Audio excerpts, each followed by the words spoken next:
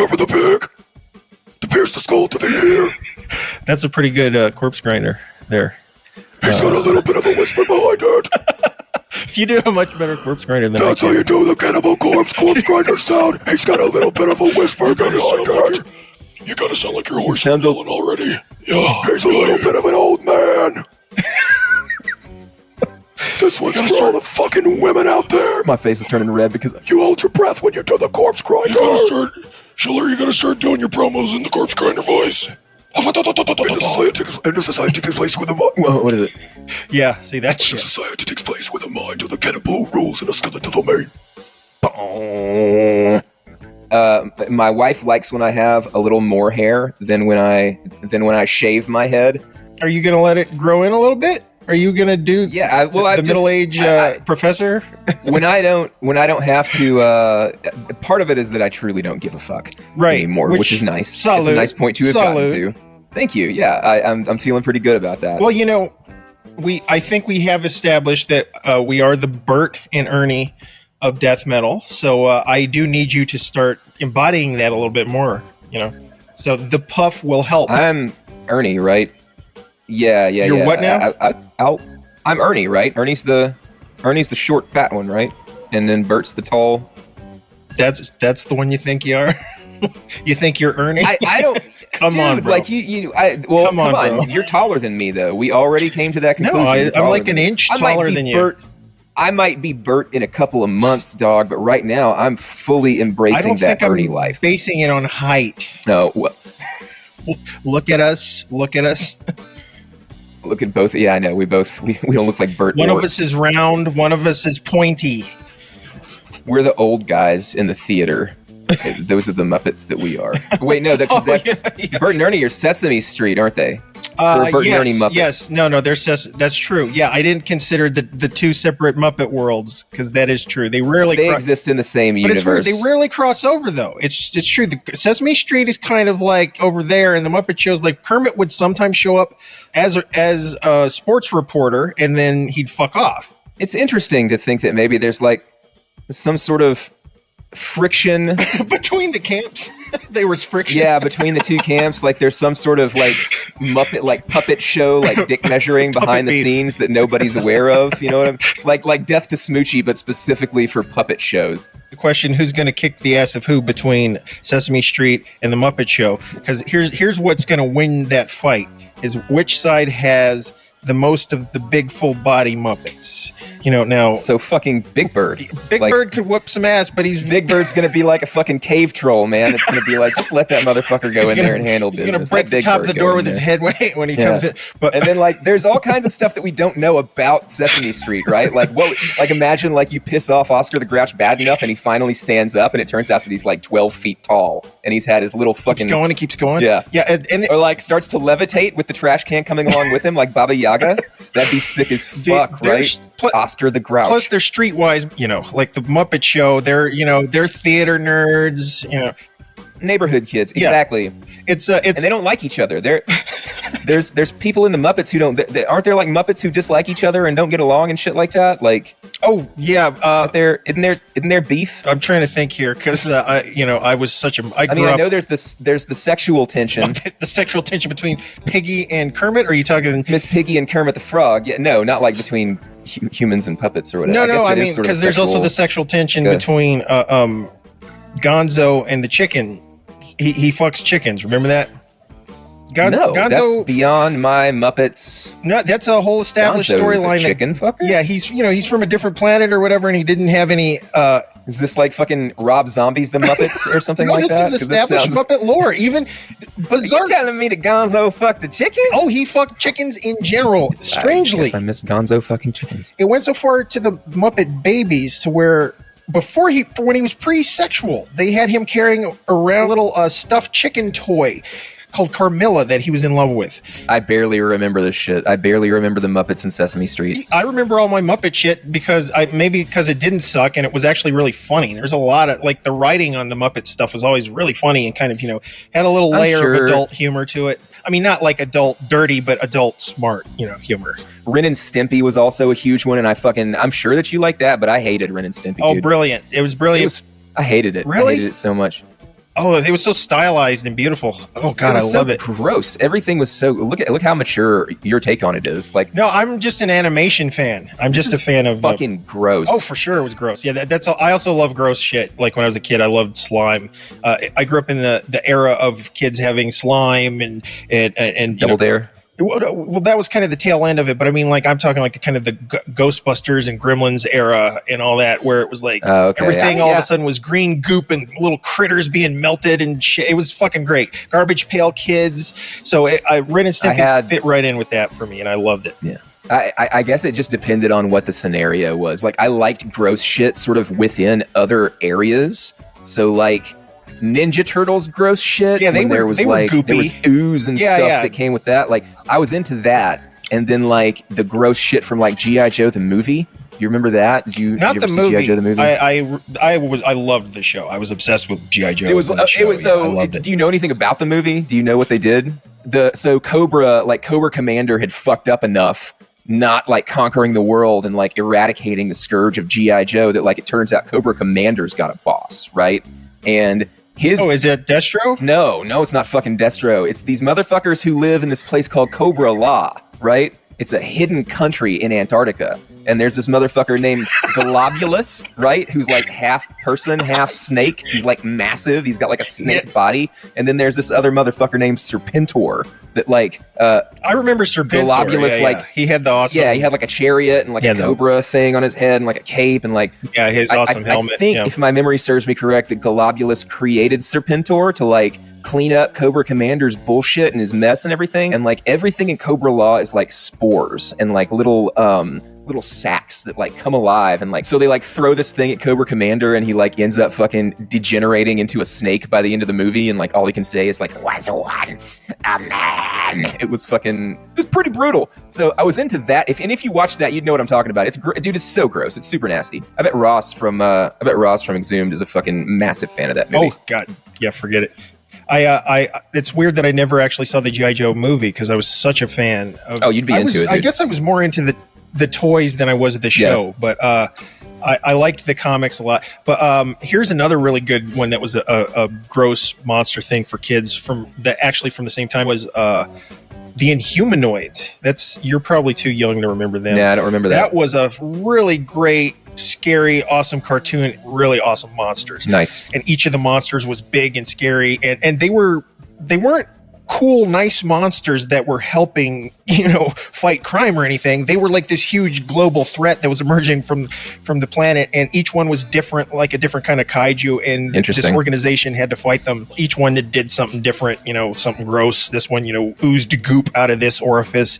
This one stretched in this phallic way. Yeah, it was all... See, so growing up in the 80s, I just loved goopy, slimy, Mars Attacks cards. There were definitely Garbage Pail Kids remnants of that made their way into my childhood, but it was not. It was a somewhat goopy childhood, but not as goopy as yours. 90s kids, man, just goop didn't land with us the same way.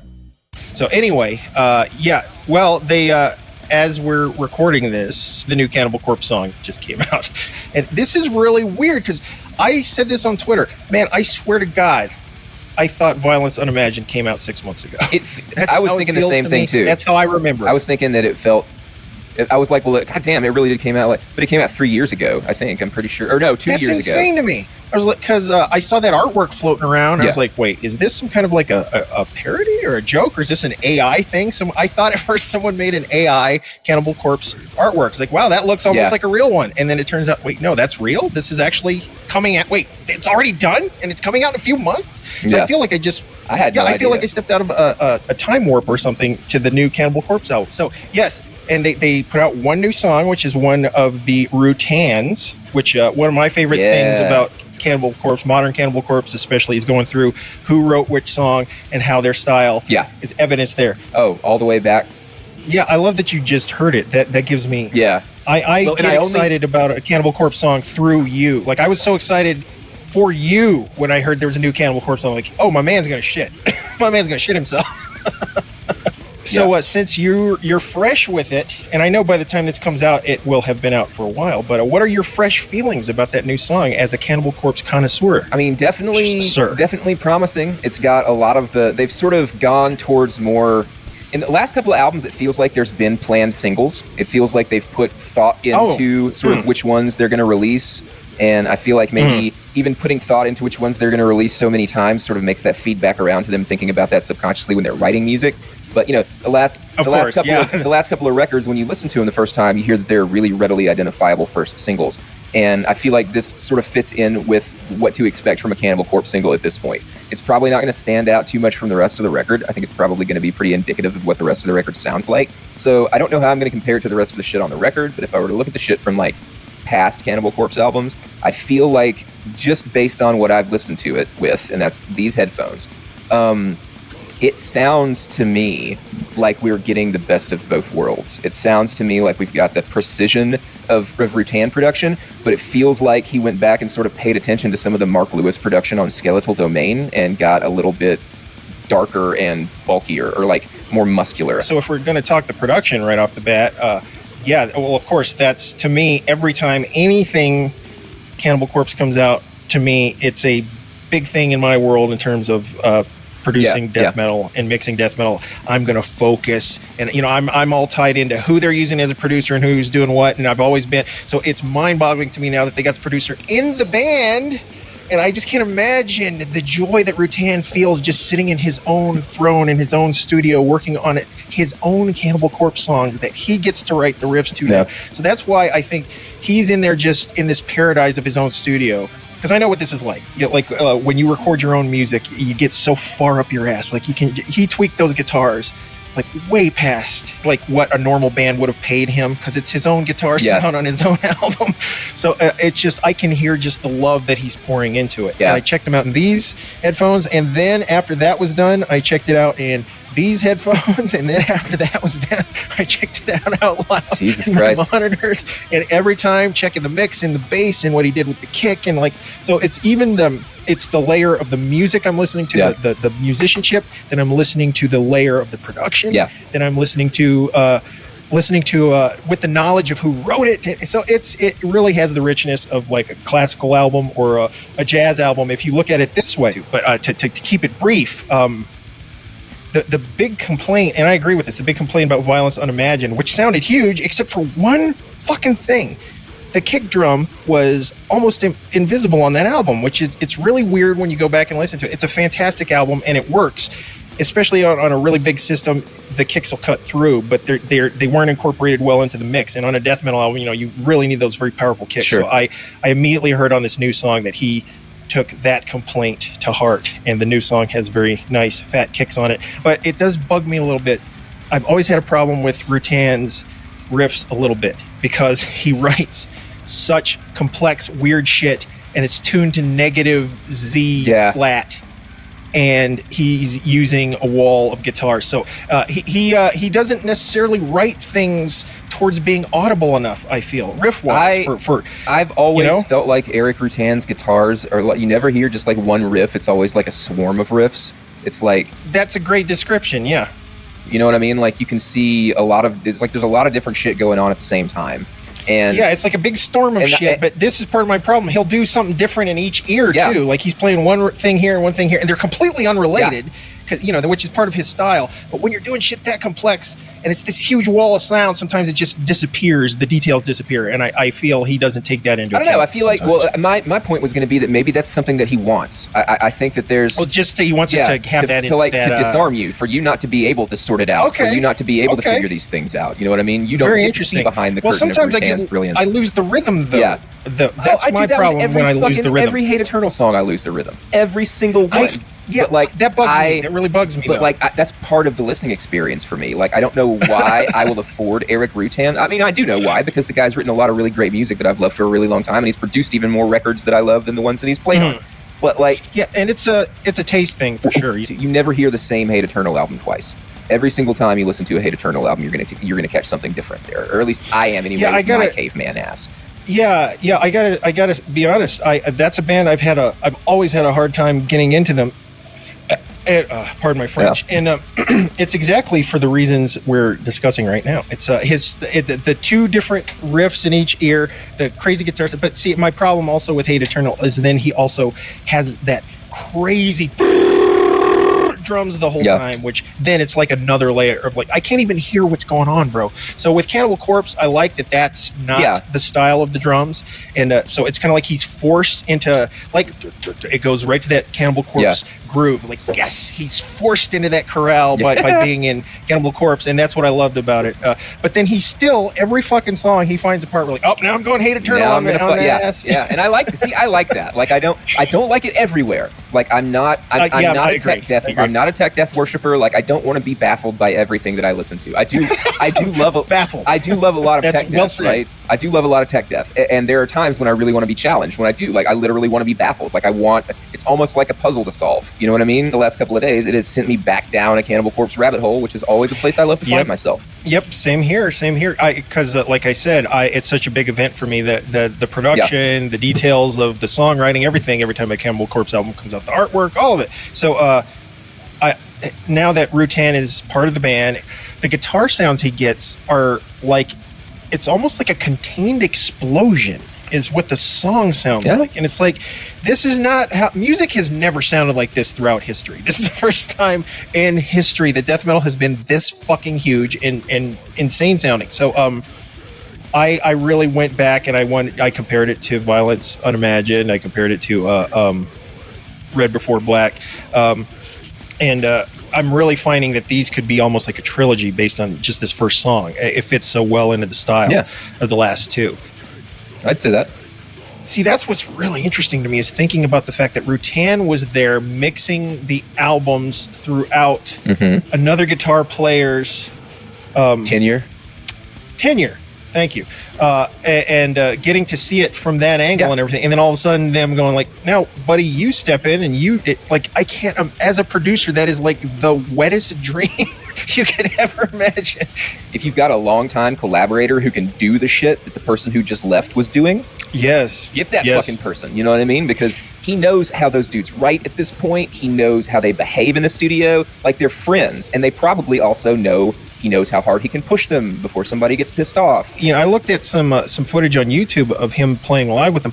And this is just coming from me because I'm not a very good guitar player overall. I could not believe when he stepped in how well Rutan can play O'Brien's parts, because that's not just any kind of horseshit. Like, we're talking about, and it's a whole different style than what Rutan writes and plays. So, and he stepped into that like it was nothing to him. So he is just. I think that he's probably one of the 10 best extreme metal guitarists alive.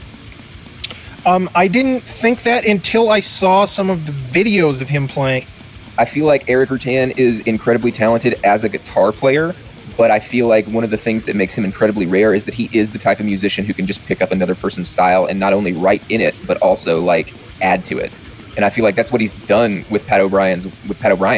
You know what I mean? You know, like you have nightmares about, you know, I'm naked in high school or whatever. Like you have nightmares about being trapped in situations. Yeah. My constant recurring nightmare I've had for years is that, hey, guess what? You're the new guitar player for Cannibal Corpse, and you have to play a show with them tonight. I hope they somehow find out. I hope that they somehow are aware of this show and that they are able to hear you say that is the thing that haunts your dreams, is being the fucking guitar player for Cannibal Corpse, because then you'd have to be able to play that shit. That's insane. And it's like they could say anything to me. It's like, you're going to go on in 6 months. They'd be like, I'm not going to make it. Yeah. But of course, in the dream, it's like, no, you're going on in a couple hours. Yeah. So I'm like, I'm literally in my head trying to go, okay, how does that one song, and like there's no music for, and they throw like a bunch of sheet music at me that's like classical notation. Like, it's a horrible nightmare. So but someone like Rutan just goes, oh yeah, I could probably take that a couple of days. Like, that's just such a higher level of athleticism than I can understand. He is a singular musician and a singular producer.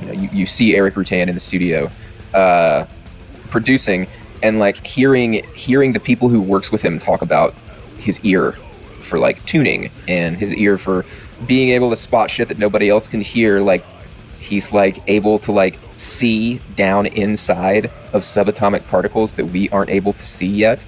And so where he sees a beautiful symphony, where he hears a beautiful symphony, right?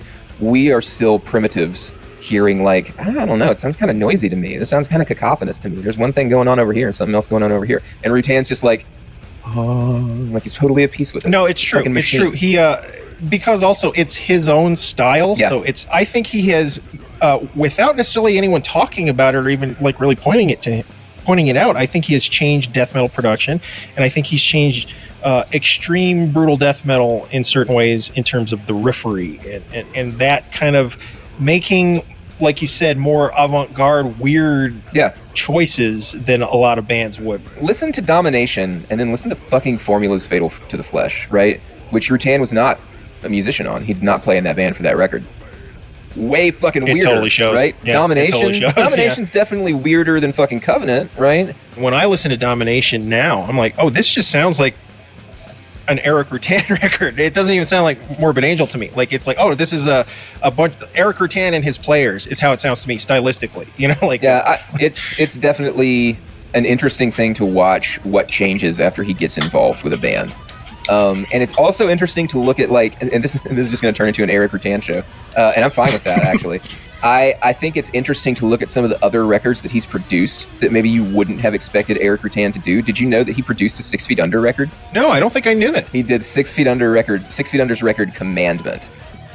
It's like a beefier 6 Feet Under, but the thing is, it's interesting to watch Rutan produce it, because you get to say, like, where is this guy going to turn his ideas? Where is he going to turn his priorities when, like, there's not a whole lot of flashy shit to try and hide behind? It's interesting when you take somebody, again, like when you take somebody who's got the chops that Rutan does and say, okay, what can you do with these much simpler elements?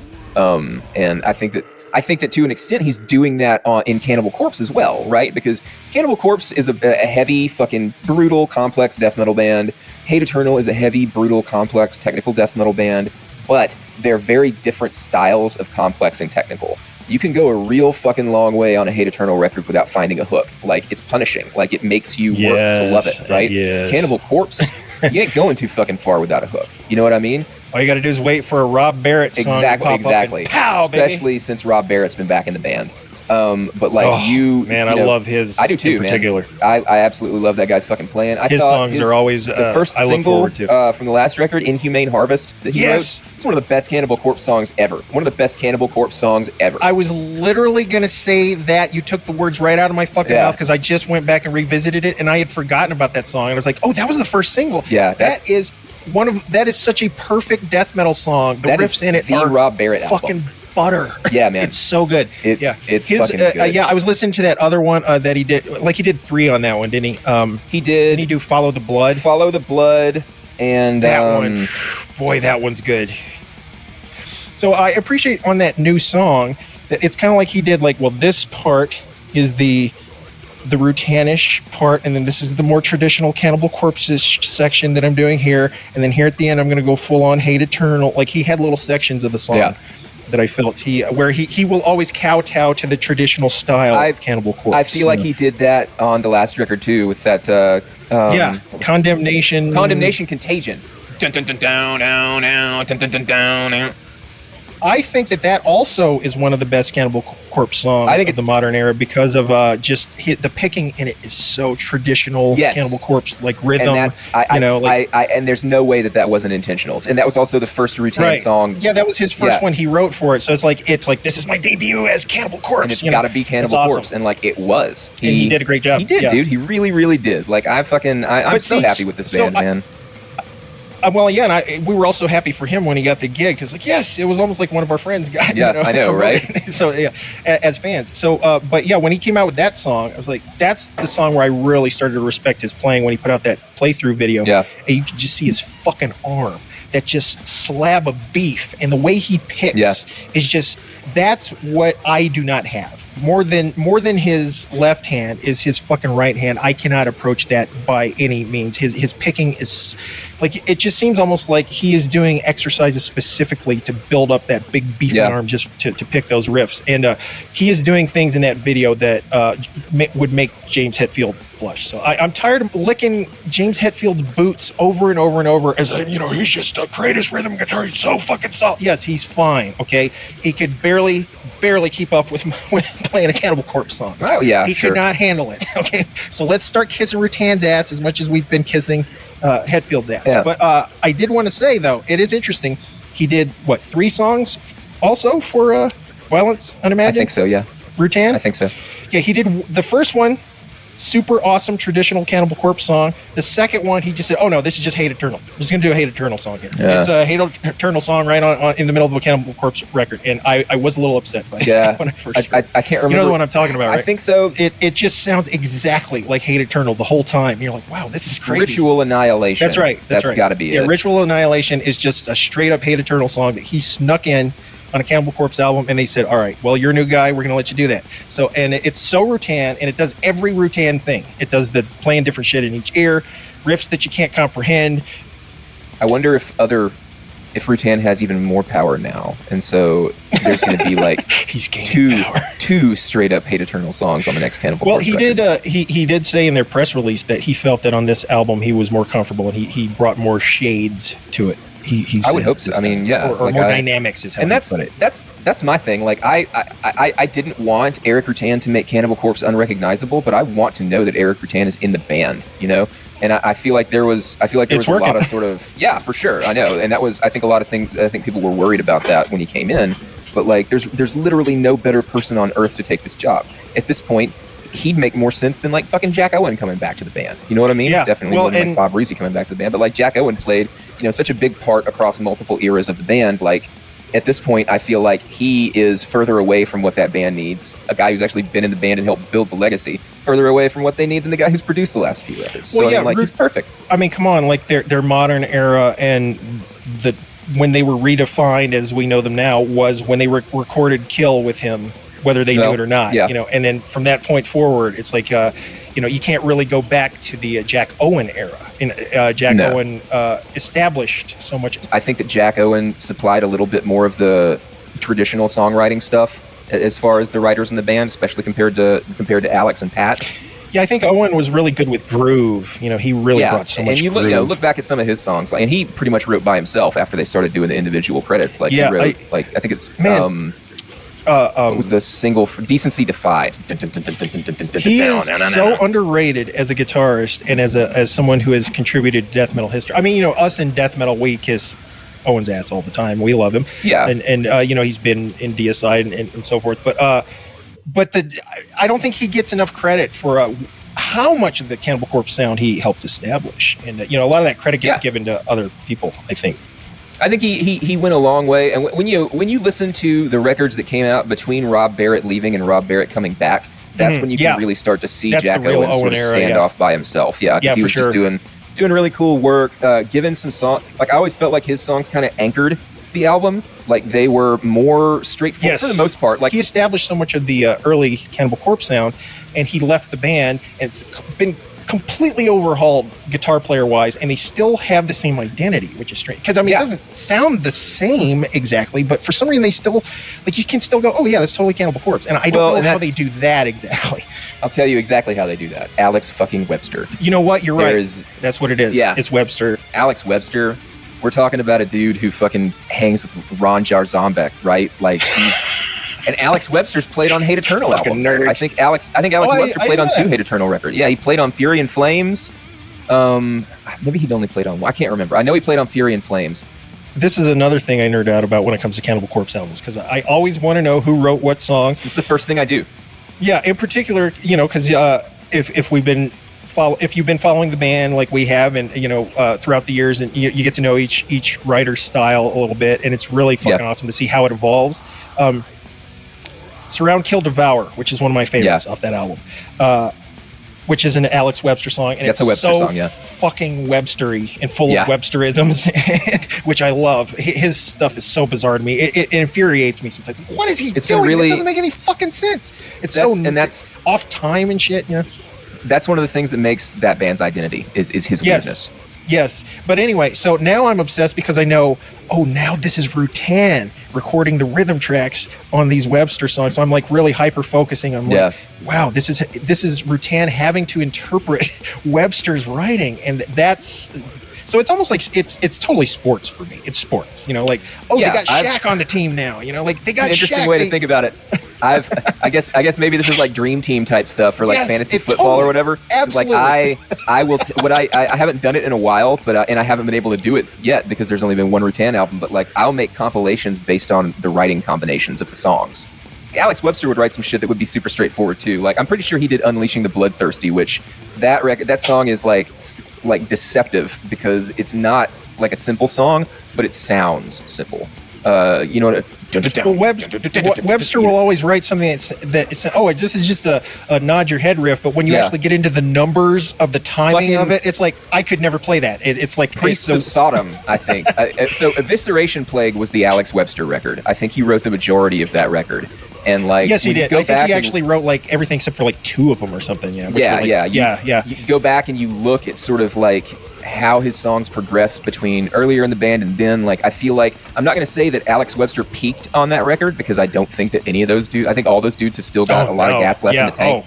But I think that has been the best. That has been my favorite Alex Webster record. Well, it's the most Webstery in terms of it. It's really almost an infuriating record if you're not, prepared for that style. Evisceration Plague is almost like jazz influenced in terms of how crazy weird the riffs are on that album. The timing. There's some very frustrating songs.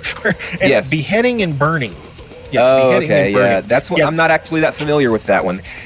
It's just like it starts out like this here is one song, this here is another song, and then in the middle, Corpse Grinder is just doing his own thing, and you're like, you have to pick a path to listen to until you get used to the song and it sinks in.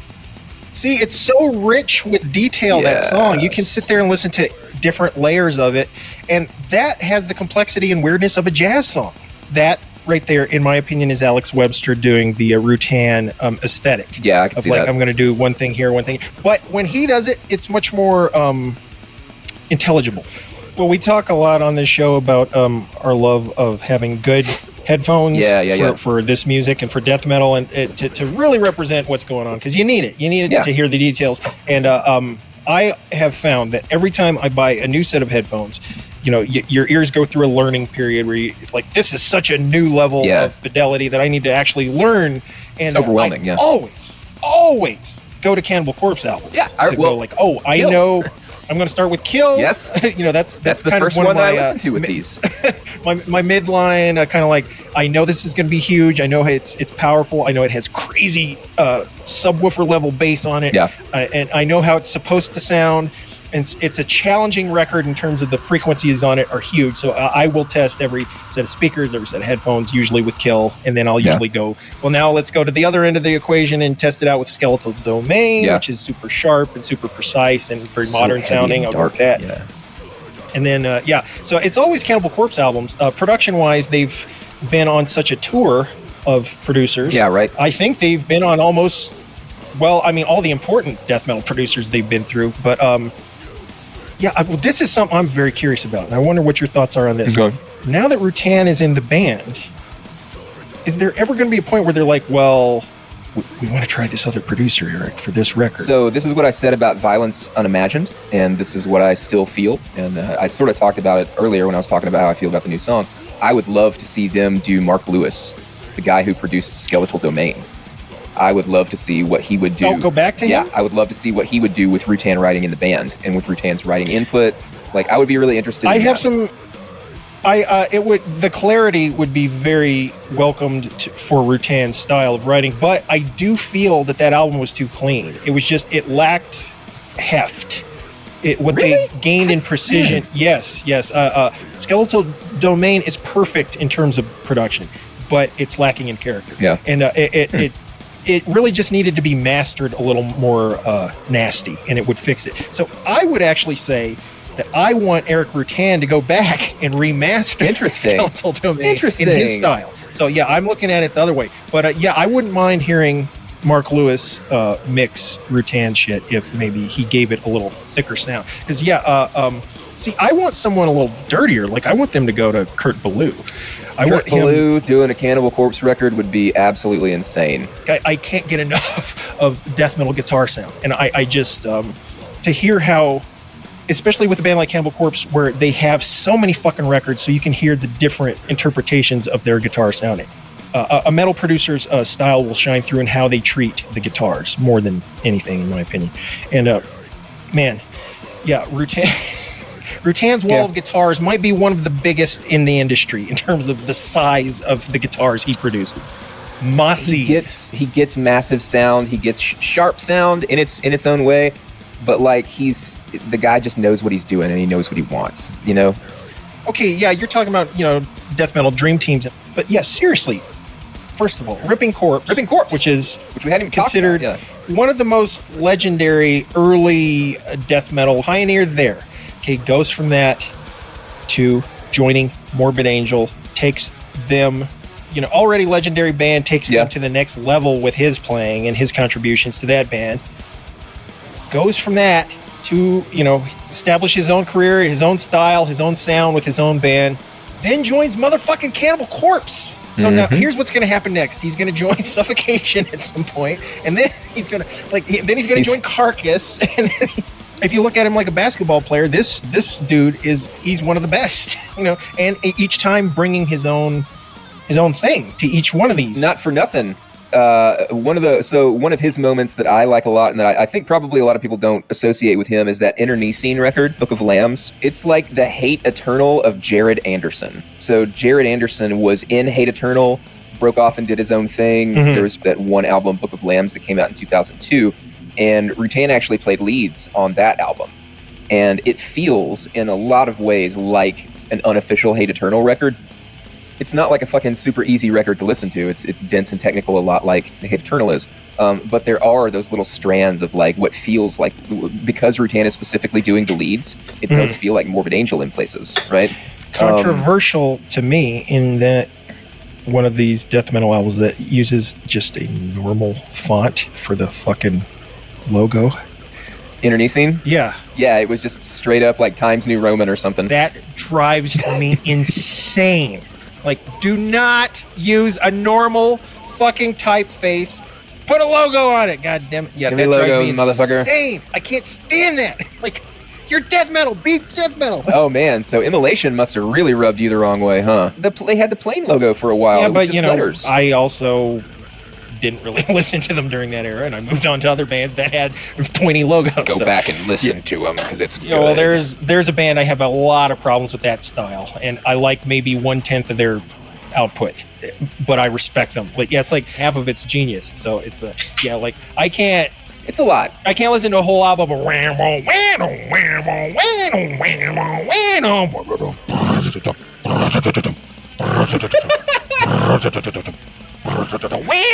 There's more regularity to it than that. I feel there's like bands that are just like, I don't like that style and I'm not into it. Like Gorguts, I left off with them. It's like, fantastic band. I don't give a shit about all that you're doing right now. It's like there are different modes in which I listen to music, and exploratory is one of those modes. But there is also the part of me that like needs that familiarity, and part of that familiarity is heaviness, right?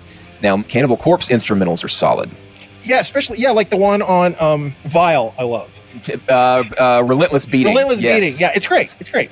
And and then From Skin to Liquid on the next record, on Gallery of Suicide, that is like the quintessential Cannibal Corpse instrumental for me. In my opinion, that song changed death metal. Like, I think after that song came out, about 1 billion bands changed their style. Like, we are now just From Skin to Liquid, the band. Like, that became... No shit.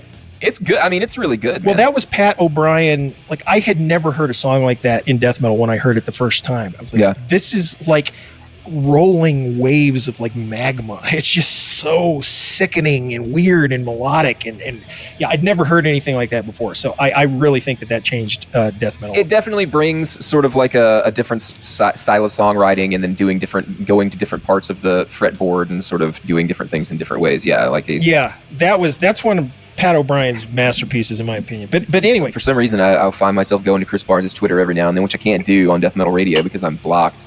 I'm blocked. I'm blocked. I've never fucking interacted with the guy before, but whatever. I don't even know why he blocked me. He flipped me off and blocked me. Same here. This dude quit smoking weed, is what he says.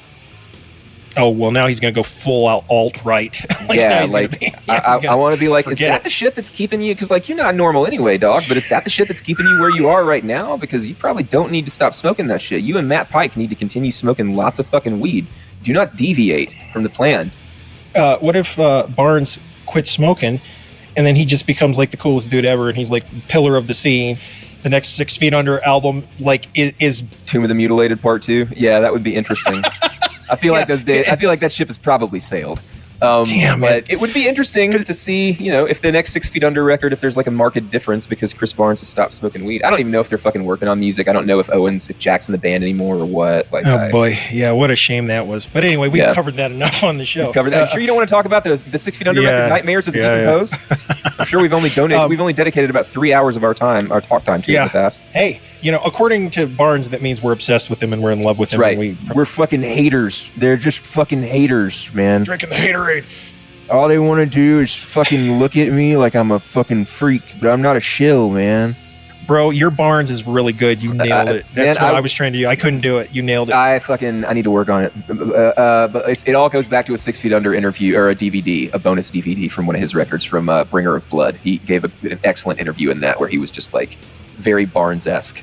And that kind of, you know what, man? That gets me thinking, coming back to Cannibal Corpse, like, why the fuck aren't they giving us another DVD or a bonus DVD to go with a new record or something? Like, Cannibal Corpse has some of the best DVDs that I own. I need that fucking studio footage. That's what I'm saying. Like, I love that shit. The past, I don't know how many albums now, we have not been getting studio footage, and the producer's in the fucking band. That was the last album that they did it with was Evisceration Plague. There was coverage in the studio when they did Torture, and they put out a handful of those things on YouTube. Yes. Which I watched over and over and over just to watch them get that guitar sound. Like, yeah, man. Oh my God, that's the amps they're using. Like, I got all that shit like memorized. I love Cannibal Corpse. Studying the techniques. That's how they got the guitar sound. They use that amp mixed with that amp and blah, blah, blah, blah, blah. Yeah, so I love that shit as much as I love the records. And I need to see a full, like 2 hours of how they produce the record. I need fully detailed. Cannibal Corpse. Anytime they do something new, I get excited about it. But like part of the thing that makes it so rewarding for me is just like you said, the legacy, the connection, all these different versions of me. They're excited about it, and like as they have gained and lost members, like that umbrella has spread. Now we've got Hate Eternal involved. Solstice is part of that for me. That at least the first Rob, the one that Rob was on, the Rob Barrett record. This is a Vince Locke Unleashing the Bloodthirsty comic that came with the box set 15-Year Killing Spree. Nice. And he did everything, man. He did the interior. Well, he used to do those Dead World comics. That just looks like one of his Dead World. It looks like a Dead World comic, and like all the lyrics are from Unleashing the Bloodthirsty. That was dope as fuck. That was a really cool thing. It's the Bible of Butchery. This is the book. It's like it's like a biography. I think Joel McIver did it. Yeah, Joel McIver. There's some cool interviews in here. There's like some excerpts with lyrics and shit like that. But on the whole, I was kind of hoping for more. But that's cool because the person who needs to write that book is me. I'll do that. I'll write that book. Yes, it's true, folks. You're not going to find anyone better. Give me some money to write a fucking book about Cannibal Corpse, please. Yeah. Which, by the way, as we're wrapping it up, I did want to say it is so fucking awesome that Cannibal Corpse is the one band in death metal that will fucking trend on Twitter. Yeah, I know, when right? They release something. Yeah. When they drop something, it's like Metallica. Okay, when they drop something, it gets felt. Pre-order the new album, Chaos Horrific. That actually is the only thing that I don't like. I don't like about the new album. Yeah, I don't like. You don't like the title? No, I find it very funny. And it's very Cannibal Corpse-y. That's that. I'll be honest with you. That is the only thing that made me see that cover and think this can't be real. But when I saw that title, I was like, come on, this is an AI or something. You know what I mean? Because it specifically does the same grammatical thing, violence, unimagined, chaos, horrific. Like I was just like, surely not. But hey, whatever, man. Anyway, Chaos Horrific is going to be out in September. I'm stoked as fuck about that. Obviously, we're happy about Erik Rutan being in the band, and that's what took up the majority of what we were talking about today, because we're very passionate Erik Rutan guys. So, if you're not a passionate Erik Rutan guy, get your fucking shit together. Go listen to Hate Eternal. Go listen to Cannibal Corpse, Morbid Angel. Go listen to Ripping Corpse. This is where you belong. This is what you need to hear. Dive into it. Suck on it a little bit. Lick it. Tease it. Now, are we talking about licking Rutan himself, or just? Yes, like I do. You too can be a member of the Rutan clan. Let's cut it off here. Let's cut the turd off here, folks. Let's cut the turd. And you're gonna do what now? Well, I'm gonna take the dog out, and then I'm gonna feed the cats, because I don't know if you can hear the scratching outside the door, but it is getting pretty. It's getting pretty serious. All right, sir. Well, I'll let you do that. I love you, buddy. Love you too, man. Out. Talk to you soon.